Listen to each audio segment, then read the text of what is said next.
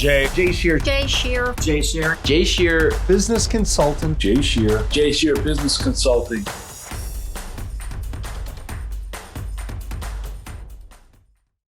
Welcome. I'm Jay Shear with Jay Shear Business Consulting. We build solid foundations for service-based businesses to grow and scale and achieve the results and success they deserve. And you've joined Business Minds Coffee Chat. What do talking books, 2 U.S. presidents, outwitting the devil, being 3 feet from gold, and a dude ranch all have in common?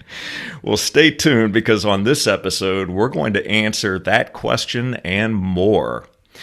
We're recording this episode on International Women's Day 2021, and I can't think of a more fitting guest to celebrate and honor this momentous occasion.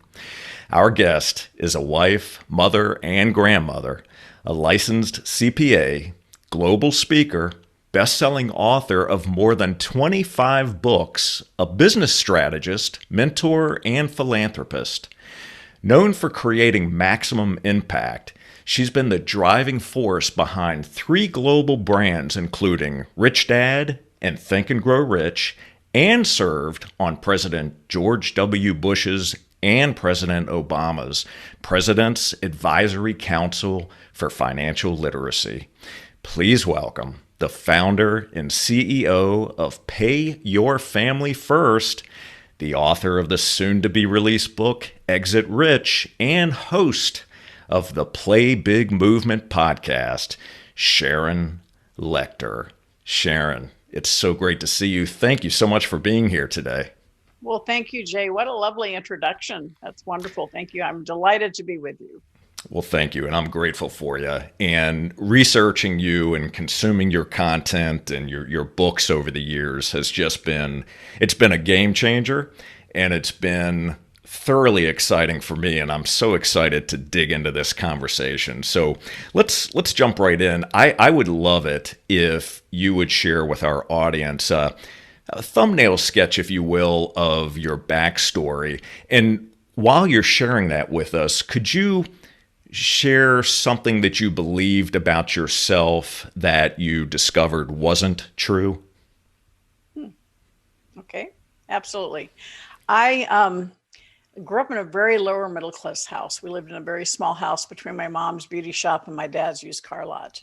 And we had rental properties that I had to scrub out the bathrooms between tenants at the age of 10. I swore I would never be an entrepreneur.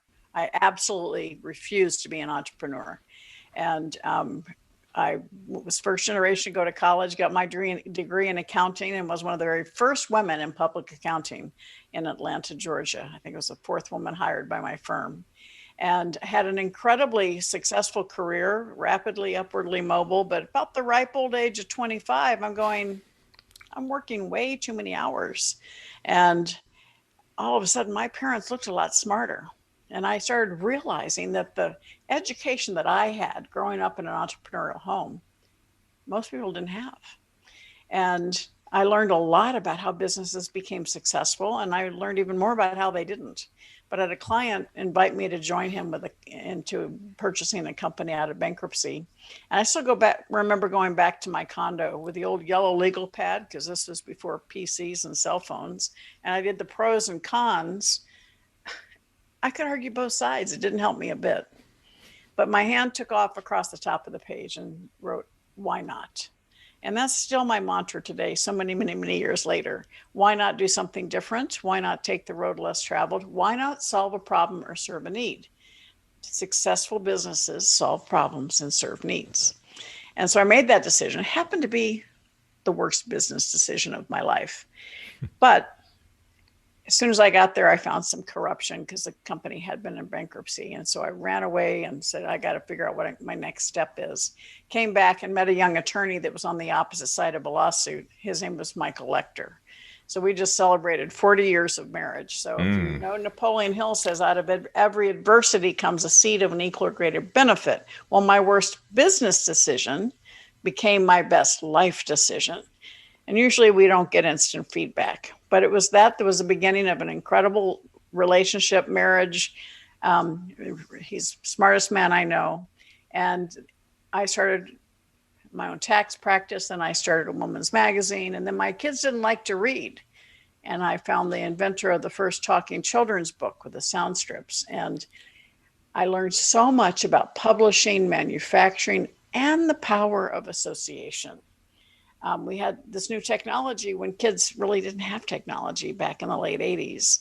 And I said, well, how can we get them to trust us and buy it? And so we aligned with little companies like Disney, Warner Brothers, Marvel Comics, Sesame Street, and allowed us to explode that brand around the world. Such an incredible opportunity.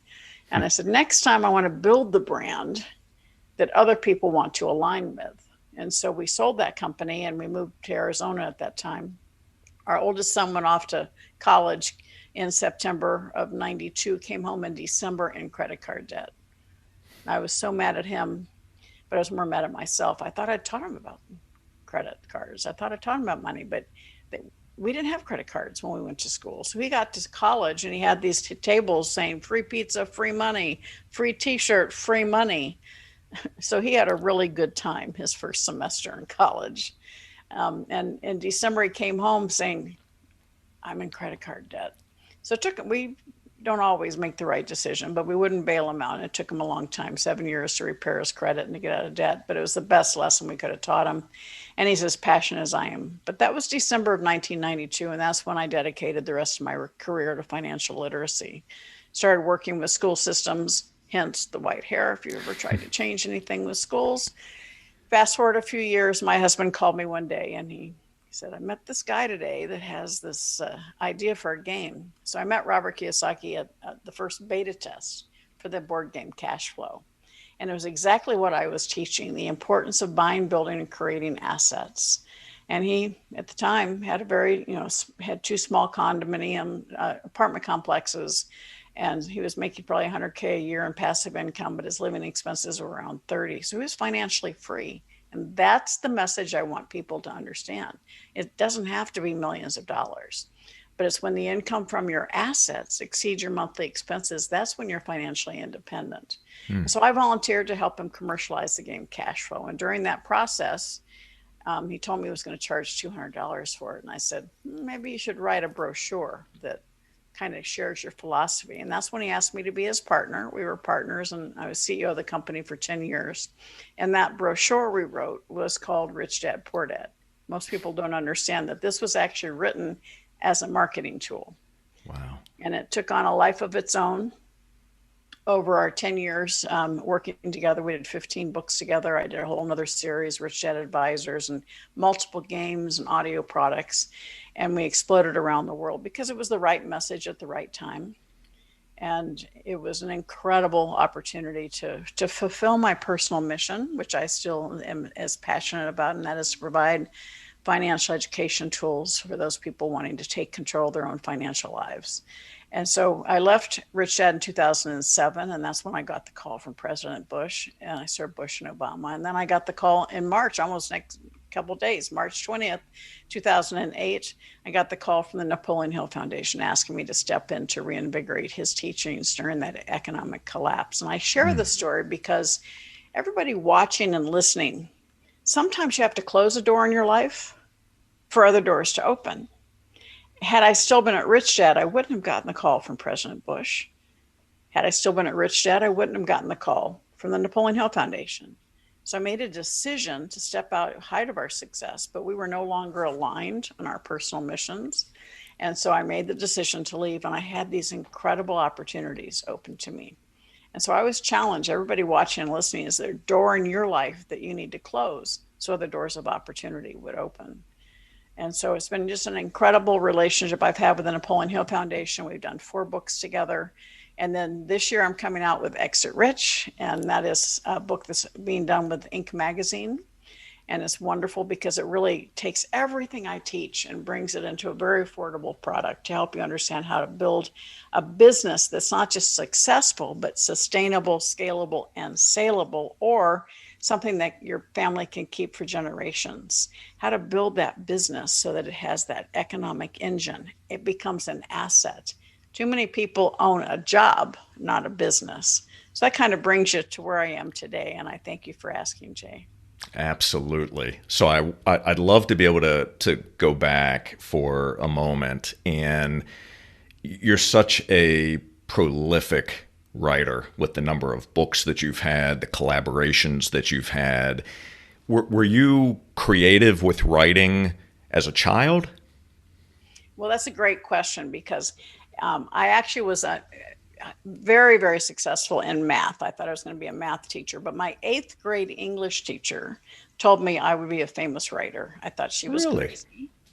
And then my house mother in college told me that I would be a famous speaker and writer. And I thought she was crazy, but who knew?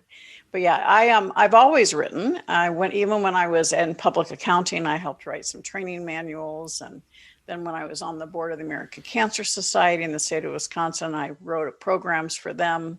So it's always been a passion of mine. And when we started the talking book industry, it was my kids didn't like to read. And then when I got into that, I hadn't expected to write, but I actually wrote a few of the kids' books that we put into that company. So it's before I came here and started writing with Rich Dad Poor Dad. But it was just a natural progression of communication.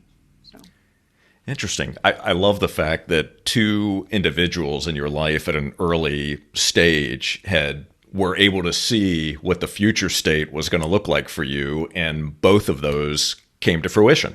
Speaking, famous writer. Amazing. I love it. It was. I mean, I look back and I go, huh. It's kind of surprising, and the fact that that stuck in my brain too was pretty amazing. Mrs. Bosch, my eighth grade English teacher, God rest her soul. So there you go. Those people you never forget that have an indelible mark on your future. I love that. So, it's funny when you mentioned that your children weren't readers early on. I wasn't either, and I'm almost embarrassed to say that it wasn't until, my gosh, probably in my teens, early 20s, where I really started to understand the importance of reading, consuming good materials, and being able to learn, and really open my eyes to a whole new world. And the reason I'm bringing this up, I was first exposed to Dale Carnegie when I went into my first corporate position, and the company that I went to work for asked me to attend a Dale Carnegie course. And really that exposure is what set my world on fire. It went from Dale Carnegie to Napoleon Hill and everywhere in between that you can imagine, and still does to this day. So speaking of Napoleon Hill and the work that you've done with the Napoleon Hill Foundation, when did Think and Grow Rich first enter your consciousness? Well, actually, I was 19. It was one of my college professors suggested I read it, and I read it. I never really understood the impact it had on me until I was in my 30s. And I read it at least once a year now, because I tell people the book doesn't change, but you do. And so every time you read it, something new is going to pop out, and you're going, I don't remember that being there. And so it's really, the incredible amount of wisdom that's in that book. And it's because it's not one man's philosophy. Napoleon Hill spent 25 years researching and writing and bringing the common elements of over 500 successful men, because women weren't in business back then. But he found those common elements. That's why Think and Grow Rich is as pertinent and effective today as it was when he released it in 1937. Yeah, and it's just incredible the impact that it's had and the number of people that it's had an impact on. It's just one of those books that has created a ripple effect, and you've been a driving force in bringing that to a whole new generation and making it as relevant today as it's ever been throughout its history. And so to that point, so it first enters your life, or at least that book does, at the age of 19. It may not have had the impact at that time that it's had throughout your life, but what's it feel like knowing that today you've been able to have this type of impact within the Napoleon Hill Foundation with a book that you came in contact with at such an early age? Can you describe that feeling to us and how that makes you feel? Well, I tell you, it's such an incredible honor, the level of trust that the foundation has placed in me. First, in asking me to step into the project 3 Feet from Gold. I had known Don Green for several years. Mike and my husband and I had helped him on some of their international licensing. So we knew each other. We were in the same circles. He did not know that I had left Rich Dad. And when he found out, that's when he reached out to me. But what it was such an incredible validation for me because I was still, I left Rich Dad and I thought that would be my legacy. 15 books as in the incredible brand we built. And and it's like when I had to step away, I go, okay, next, what's next? And somebody upstairs helped say, no, we have a lot more for you to do, Sharon. And certainly advising two presidents was hugely important to my own personal brand and legacy. And then to get the call from the Napoleon Hill Foundation was like, okay, I hear you. There's more to me than just that, having built the Rich Dad brand. And it was such an incredible gift because Don Green is an incredible man and an incredible friend as the director of the Napoleon Hill Foundation. But then after releasing 3 Feet from Gold, the month we released it is when he sent me this manuscript for Outwitting the Devil. And I don't know if you've read that, but that was really the highlight of everything in my career because it was a manuscript that Napoleon Hill had written in 1938 on a manual typewriter. And the manuscript had handwritten notes in the corners and on the margins. And when he wrote it, because he was frustrated when he released Think and Grow Rich, because even though people know what they're supposed to do, they don't do it. I bet a few people are a little uncomfortable with that comment because it's like a mirror, but we do. All of us, we don't persevere and get to that step. And so he sat down and wrote this manuscript called Outwitting the Devil. And his wife worked for the Presbyterian College and she forbid it to be published. So it got locked away for 73 years. Wow. And when it was brought out, I was probably only the fourth or fifth person to read it. And that was a once in a lifetime experience to be holding that manuscript. And I thank you for the comment about bringing it to the younger generation because this book really did. It's a little in your face, a little irreverent. And he says in there, you can believe I'm talking to the real devil or an imaginary devil. Will you derive any benefit from what I share? And it's an incredibly powerful tool about what's happening in the world right now and has been related to people being held back by their own fear, their own self-limiting beliefs, and where those fears come from. He tackles every taboo there is. Okay. It's religion. He talked education, sex, politics, food, alcohol, tobacco, every one of them, he takes them on. And it's amazing how much he wrote about actually has come true in today's world. He wrote about cigarettes being the way the devil gets into young kids' lives and hooks them before the world knew cigarettes were bad for us. So it's pretty amazing manuscript.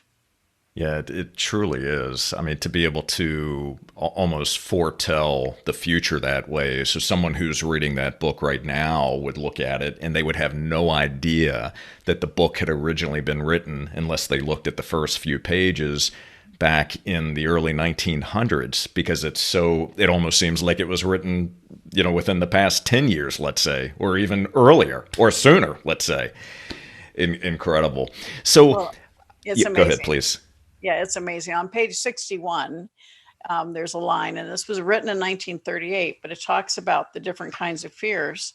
And he talks about how at some point in a time, the devil does during people's lives, he's going to bring men to their knees by combining the fear of poverty with the fear of death. Well, hello, pandemic. Let's add in fear of isolation. It really gave me goosebumps when I was rereading and I saw that, like, whoa. So, Wow. Yeah, that sends shivers down my spine as I'm listening to you recite that. So you spend a significant amount of your time on financial literacy, advocacy around education, and so forth. What were your early beliefs and attitude about money? well, thank you for that question, Jay, because it's so important because it does differentiate me from most people, because most of us are brought up in households where money wasn't talked about, money was evil. Your parents said something like, we can't afford it, money doesn't grow on trees, who do you think we are, the Rockefellers? I'm showing my age, pinch your pennies. And so all those comments are negative. So you grow up money negative, money negative, money negative. We end up with this mindset of scarcity. Now, I grew up in a home, my parents were Depression children. We did not have a lot of money, but if we wanted something, we just set out a plan, achieved it, and got it. And I was taught that hard work pays off, and you set a goal, and that I did not have limits. Luckily, my parents, when I went out, and I'm one of the first women in public accounting, it's like I just accepted that I might have to work a little harder. But I was raised to be responsible for myself, and that if I wanted something, to go out there and work towards it, work hard, and that I could achieve anything I wanted to. And as it related to money, it was like, okay, I don't have enough. How can I get it? We didn't go into debt. We didn't have credit cards, so there was no credit card debt back then. But always saying, what do I want? How can I chart the course, create the plan to get it? Always myself, not waiting for someone else to give me something. So Yeah, what a beautiful way to be brought up with that type of mindset and those kinds of conversations. Talk about instilling belief in yourself and a no limits type of mindset and attitude. That's phenomenal. It truly is. I mean, I would love to see those types of conversations happening in households around the world. Think about how far our children would be and what they would see, that there is nothing that they couldn't accomplish. I tell parents all the time, when I say we can't afford it, people it's like, yep, that was us. That was us. And I go, so how many of you are saying that to your own children? We can't afford it. Because what happens is when you make that statement, it's a negative statement. All right. You want to get under the covers and turn off the lights because it's like, yuck. And instead, if you change your language and instead of saying, we can't afford that, John, or we can't afford that, Mary, say, okay, John, Mary, you want that. How can you afford it? And you feel that asking that question triggers the entrepreneurial spirit. Their brain opens and they get so creative on how they're going to figure out ways to earn the money to get what they want. And the most important part of that is they set a goal. They come up with this way they're going to make the money. They go and they achieve what they want. And you see their self-confidence rise in front of you. In the world we have today, too many parents are enablers, not mentors. And I go, check it at the door. Don't be an enabler, be a mentor. Don't do things for your children. Teach them how to do them for themselves. And that's when you're going to have strong, directed kids who are willing to go the extra mile. Wow, what a powerful comment to make. And those that are watching and listening right now, I certainly hope you're taking plenty of notes, because there's some great information that's being shared here. And that's one powerful point right there to go ahead and write down. So, when you were talking about credit card debt, and you shared the story of your eldest son when he came home from college, I had that same experience. The balance may have been different, but I remember, and I'm probably a few years older than your son, but I remember walking into the commons area of my college, which I went to a college in Virginia, and the tables were set up around the commons area. The credit card company was there. It was a free T-shirt. It was a free movie ticket to the movie at the commons area there. The credit card, and my head spinning, right? I'm thinking, wow, this is the greatest thing in the world. I free money. I don't have to pay it back. At least that's what I thought. And I'm getting a great shirt and a movie and a night out. And what a shame that was. And you got directly involved in that from a policy standpoint, which I think is fantastic. So talk about taking action and doing something about it. Can you just share some highlights of that experience? And what happens when you get a phone call from the White House? Well, thank you, Jay. Yeah, it was actually one evening, and I was actually having my own little pity party, not knowing what the future held for me, what I was going to do. And I got a phone call from the the caller ID actually said White House, but the best florist in Phoenix is called the White House. So I thought somebody was delivering me flowers. So I answered the phone, and it actually was the East Coast White House in DC. And I was blown away to be asked to be on the President Advisory Council for Financial Literacy. And it was just a wake up call that we truly, we need to open our blindfolds, right? And open those blinders to the world of possibility of what we can do to change the world. And I can't take credit for the bill, but the Credit Card Act of 2009 did get passed, and it prevented credit card companies from soliciting college students on campus or within 1,000 feet of college activities. And I certainly can't take credit for the bill, but I can tell you I was one very squeaky wheel on that advisory council. So it's something that many young people today don't know what we're talking about because they didn't experience it, thank God. Now today they still get credit cards, they still get in credit card debt, but at least now they have to show that they have a way to repay it back, or they have a cosigner. So I think it helps keep a little bit of that drunkenness of children having credit card accessibility away. Yeah, absolutely. Well, I know that there are plenty of parents that are saying their thanks to you and to the others that were part of that council that maybe don't even know who the members were, but are benefiting from that. So, and I'm one of them. So I'm extending a thank you for sure. The credit goes to the Senate and the House at that time, because without them pushing it through, it would never happen. So yes, I appreciate the acknowledgement. Absolutely. So in your book, Success and Something Greater, you share the stories of 18 to 20 different super successful people and the magic keys that they used in creating their success. So with that said, how do you define success and what are your magic keys? Well, thank you, Jay. I appreciate that. And my definition of success has nothing to do with money. It has to do with how you feel about yourself when you look in the mirror. And it has nothing to do with your reflection. Are you proud of who you are? I grew up, my father, I mentioned earlier, would ask me each night, Sharon, have you added value to someone's life today? And he's been gone 15 years.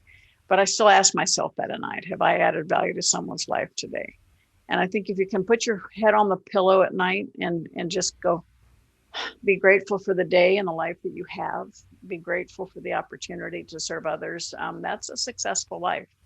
And in the pursuit, many people are in the pursuit of money that aren't happy. And I don't see them. They might be successful from a standpoint of their bank account, but you can't take it with you. And so it's so important for each of us to understand what our own personal metrics are for success and how best to pursue that. But always with the mindset of the more successful you can become, the more you can help others. And that's really my goal always in creating success in my life and helping others create success in their own. Wow.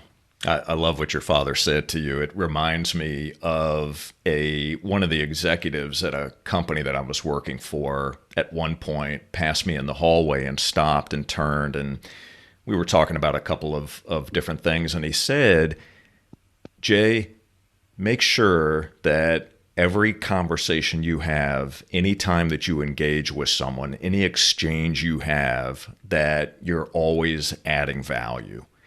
And that it stuck with me. It was just one of those comments. It hit me at the right way at the right time. So it's certainly could be more meaningful coming from your father, but the impact is felt nonetheless. And I'd love to talk about the success formula, the personal success formula that is introduced in 3 Feet from Gold. Do you mind unpacking that for us? No, not at all. In fact, it's part of everything that I speak about. I'm surprised I haven't brought it up yet myself. So it's in every speech I give, and it's about the common elements of our personal success. And many of us, it starts with a P plus T, which is your passion and your talent. And that's what you know, sometimes it's what you love, sometimes it's what you hate. For me, my passion was I was mad we weren't teaching kids about money in school. My talent was my years of being a CPA, all my publishing experience. And so I could combine those to really create the brands and the information and content that I have. And most of us stop there because we feel like we have to do everything on our own. And you asked me about what I see as the attribute for success. Well, times A for association, always having the right associations. Our talking books wouldn't have been as successful if we hadn't aligned with Disney, Warner Brothers, Sesame Street. Rich Dad would not have been as successful if we hadn't aligned with Time Life, Warner Books, Oprah. And so understanding that business is a team sport. So your passion, your talent times that power of association times another A, which is action.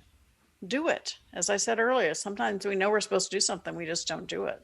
So your passion, your talent times the association times taking action plus F. And that F is for faith, self-confidence, faith in what you're doing, faith that it's needed and necessary, faith that you will succeed.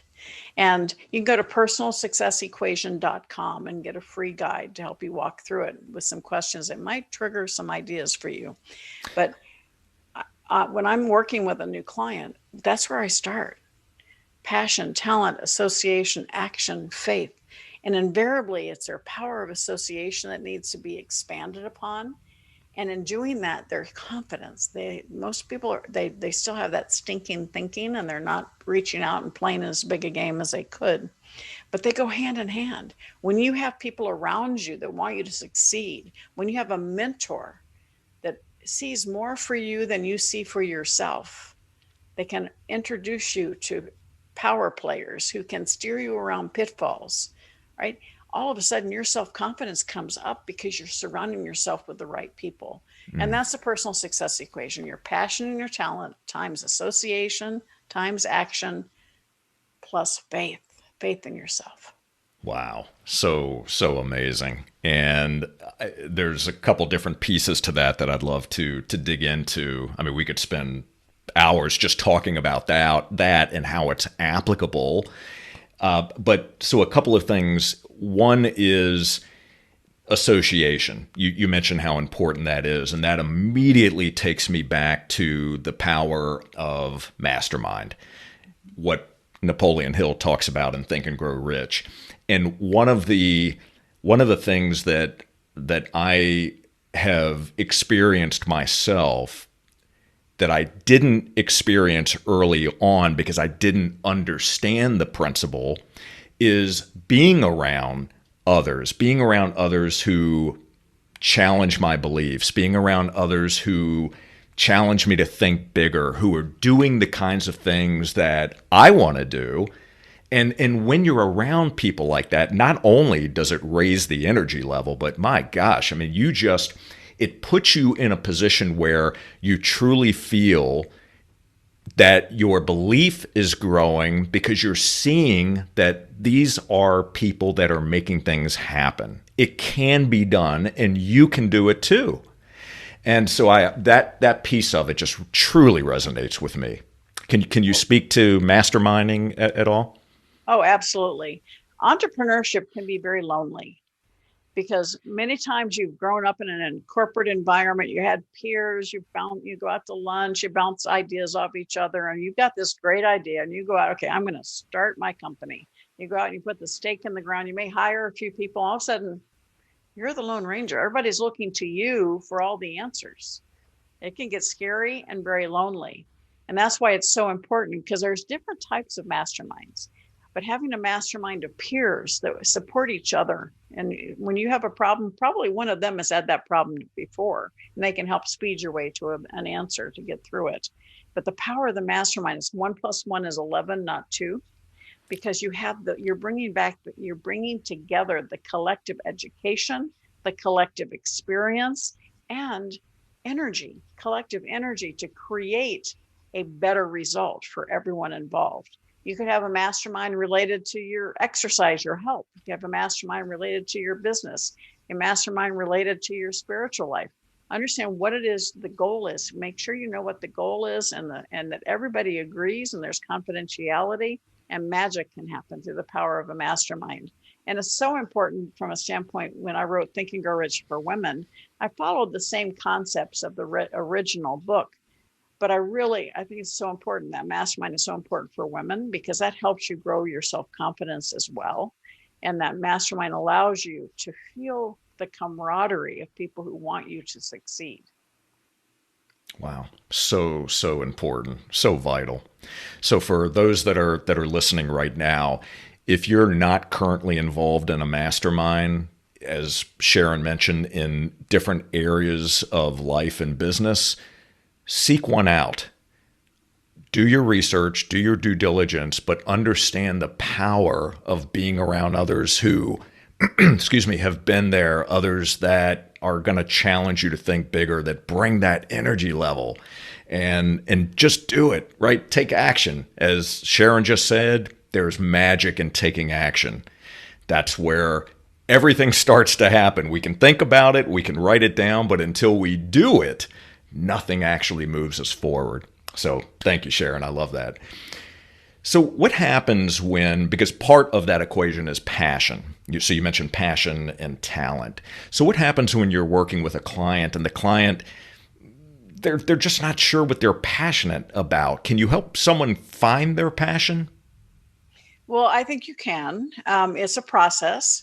And sometimes you build a business and it's not related to your passion. I have a dear friend who just became a billionaire because he sold his company, and his company was a cardboard box company, packaging, foam packaging. And he had certain processes that were unique to his company. And he wasn't passionate about boxes or foam, but he was passionate about his lifestyle. And so that company allowed him to create the lifestyle he chose. And so we really have to go down and say, people go, oh, I'm not passionate about this. Well, let's talk about what you are passionate about. And do you want to have a business around that passion, or do you want to build a business that has the basics, like in Exit Rich, that foundation of a business that's successful, that is an economic engine that can create that revenue flow, that you can afford the lifestyle you choose, that you are passionate about. And so it's a process. And that's what I go on personalsuccessequation.com. I take you through that process. Okay, terrific. So since you mentioned that, I would love to dig in a little bit on Exit Rich. So this is your latest book, and that book is going to be released. When is it coming out? It's coming out in June. However, you can get a copy today. I will send you the electronic copy if you go ahead and order it at exitrichbook.com/buy. So it's not exitrich.com, it's exitrichbook.com/buy. We will get you the electronic copy right away, and then the hard copy will be mailed when it's released in June, because I don't want anybody to wait. This information is incredible. Steve Forbes calls it a gold mine for entrepreneurs. This $24 investment could give you the ability to add millions to the valuation of your company. I co-authored with Michelle Seiler Tucker, who's the #1 business broker in the world as a woman. And she talks about the tactics on how to build the valuation of your company. I talk about the strategies from a standpoint of a mentor or from an investor. So it is a mastermind product of us coming together and sharing those elements. We talk about the 6 Ps, all right? Your people, that power of association, your mentors, the people on your team, increases the valuation of your company, all right? The product, of course, what's your product or your service? The processes, your business systems, that's what creates the ability to scale your business, having systems well-defined. And it's so much easier to manage systems than it is to manage people. Then proprietary, what is your competitive advantage? Identifying your intellectual property, protecting it, and then leveraging it, creating multiple streams of income. Then your patrons, your database. Now, so many people are so proud of these 1,000,000 followers or 100,000 followers on Facebook, Instagram, Clubhouse, but you don't own them. So you need to develop a plan to, yes, be out there getting all those lead generation tools and social media, but nurture them, invite them home to your database. Getting them into your database increases your company's valuation and allows you to nurture those customers and keep them happy and becoming lifetime customers. And then the 6P is your profit, understanding how to streamline and create and increase your bottom line profit. All of those are critical elements to create not a job. Most business owners own a job. I want you to own a business that becomes an economic engine, an asset that generates ongoing wealth for you and your family. And if you choose to sell it, you have something that's ready to go. So we take successful businesses, making them sustainable, scalable, and saleable, or creating generational wealth. Wow, I love it. Talk about a collision of greatness, two amazing minds coming together and covering so much ground.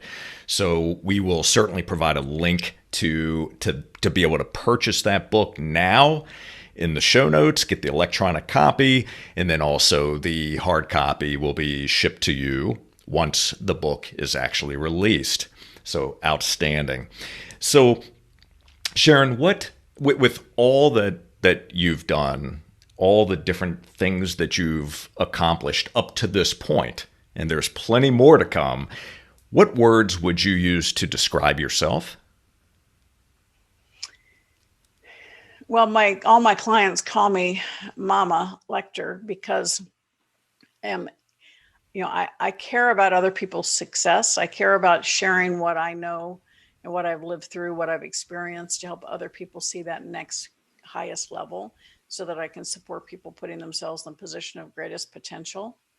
And so I would describe myself as a passionate mentor of others. Okay, excellent. I love that. And what is one thing that would surprise us to learn about you? Well, I'm a rancher.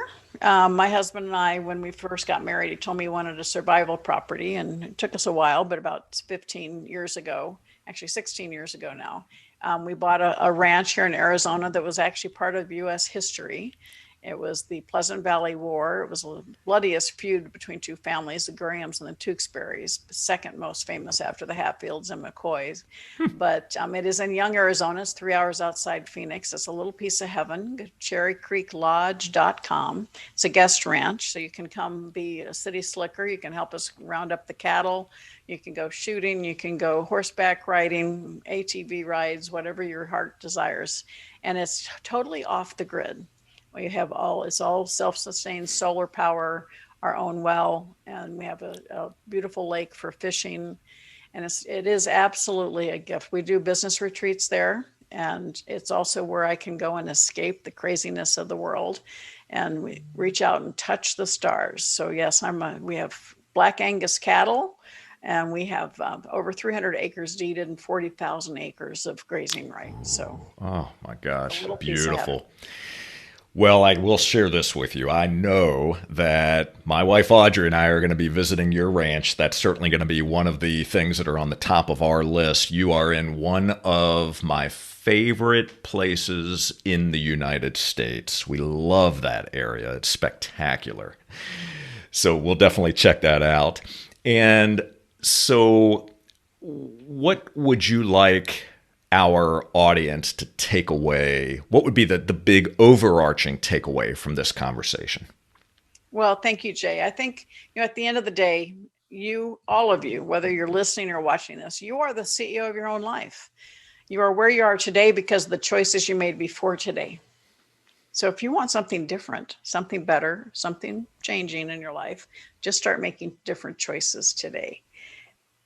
You can listen to us. You can go to seminars. Sometimes I go to seminars and 2 years in a row and the same people are there in the same flipping seats. And it's like, take action. Start making choices to propel yourself forward. We're here to support you. I love being a mentor. I would love to support you. Follow me on Instagram, Facebook, Clubhouse. Reach out to me at info@SharonLechter.com. We have group and one-on-one mentoring programs.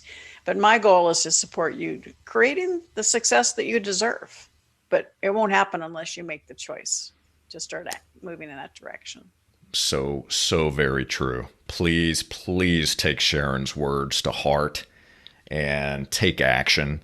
So we will absolutely provide links to all of your social channels, the different platforms that you're on, a link to the book, and everything else that's going on in your world.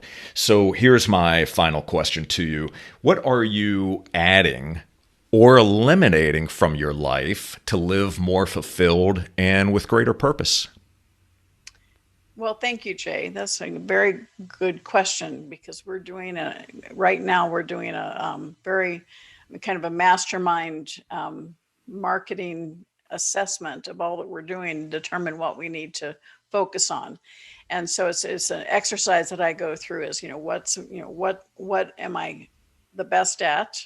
All right. What do I enjoy the most, which may not be the same? What makes me the most money and makes the greatest impact?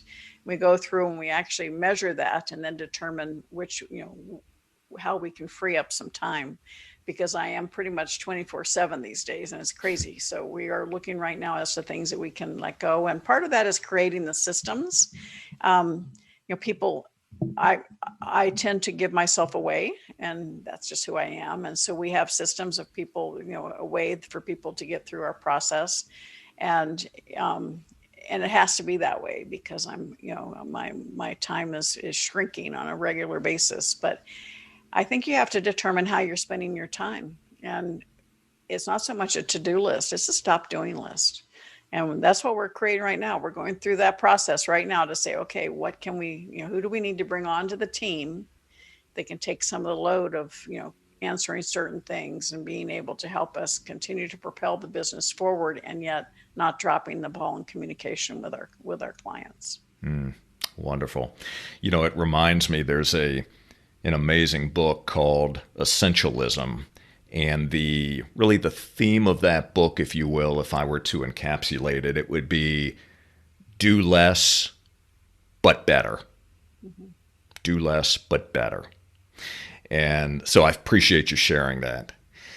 So thank you so very much, Sharon, for being here today on Business Minds Coffee Chat. Thank you for sharing your experience and your wisdom and your knowledge and so much valuable information. I'm hearing your dad right now making that comment to you and smiling and saying, talk about adding value. Wow. So thank you. Thank you. I appreciate that. That meant a lot. You're going to get me teary-eyed. But it is, we're all in this world together, and we can make money, lose it, and make it back, but we don't get our time back. And certainly if the last year has taught us anything, we don't know when things are going to happen to hit us off course. And so we have to be passionate about every single day and creating the life we want. Truth. Right there. Truth. So for all of you, thank you so very much for watching and listening. And please take a moment to subscribe, rate, and leave a comment. Let us know what you thought about this episode and maybe add one or two key takeaways that resonated with you. That would help both of us out, and it would go a long way. So would you please do that? And then also to enjoy more episodes and to learn how Jay Shear Business Consulting can help build a solid foundation for your service-based business, just visit jayshearbusinessconsulting.com. And until next time, keep learning and growing.